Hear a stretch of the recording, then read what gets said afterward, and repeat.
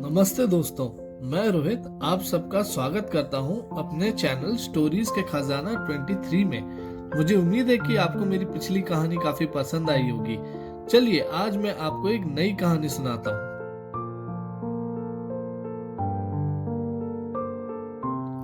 Europe में यूनान नाम का एक देश है। यूनान में पुराने समय में मिदास नाम का एक राजा राज्य करता था। राजा मिदास बड़ा ही लालची था। अपनी पुत्री को छोड़कर उसे दूसरी कोई वस्तु संसार में प्यारी नहीं लगती थी। वह रात में सोते सोते भी सोना इकट्ठा करने का स्वप्न ही देखा करता था।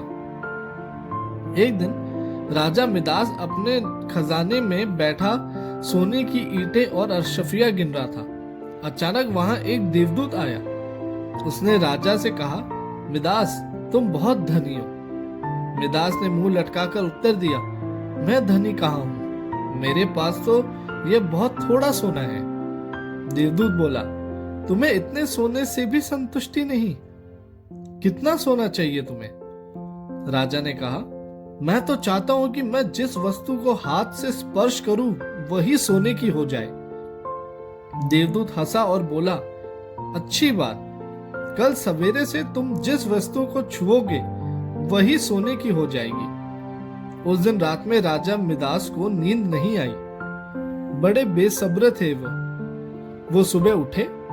उसने एक कुर्सी पर हाथ रखा, वह सोने की हो गई। एक मेज को छुआ, वो भी सोने की हो गई। राजा मिदास प्रसन्नता के मारे उछलने और नाचने लगे। वह पगलों की भांति दौड़ते हुए अपने बगीचे में गए और पेड़ों को छूने लगे। उसने फूल, पत्ते, डालियां, गमले छुए, सब सोने के हो गए। सब चमकने लगे। मिदास के पास सोने का पार नहीं रहा। दौड़ते उछलते मिदास थक गया। उसे अभी तक यह पता ही नहीं लगा था कि उसके कपड़े भी सोने के होकर बहुत भारी हो गए हैं। वह प्यासा था और भूख भी उसे लगी थी। बगीचे से अपने राजमहल लौटकर एक सोने की कुर्सी पर वह बैठ गया। एक नौकर ने उसके आगे भोजन और पानी लाकर रख दिया, लेकिन जैसे ही मिदास ने भोजन को हाथ लगाया, सब भोजन सोने का बन गया। उसने पानी पीने के लिए गिलास उठाया तो गिलास और पानी सोने का हो गया। मिदास के सामने सोने की रोटियां, सोने के चावल, सोने के आलू आदि रखे थे और वह भूखा था, प्यासा था। सोना चबाकर उसकी भूख नहीं मिट सकती थी। मिदास रो पड़ा। उसी समय उसकी पुत्री खेलते हुए वहां आई। अपने पिता को रोते देख वह पिता की गोद में चढ़कर उसके आंसू पोंछने लगी।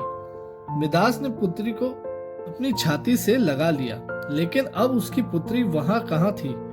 मिदास की गोद में तो उसकी पुत्री की सोने की इतनी वजनी मूर्ति थी कि उसे वह गोद में उठाए भी नहीं रख सकता था। बेचारा मिदास सिर पीट पीट कर रोने लगा। देवदूत को दया आ गई। वह फिर प्रकट हुए। उसने देखते ही मिदास उसके पैरों में गिर पड़ा और गिड़गिड़ा कर प्रार्थना करने लगा, आप अपना वरदान वापस ले लीजिए। देवदूत ने पूछा, मिदास अब तुम्हें सोना नहीं चाहिए? बताओ तो, एक गिलास पानी मूल्यवान है या सोना?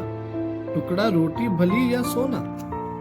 मिदास ने हाथ जोड़कर कहा, मुझे सोना नहीं चाहिए।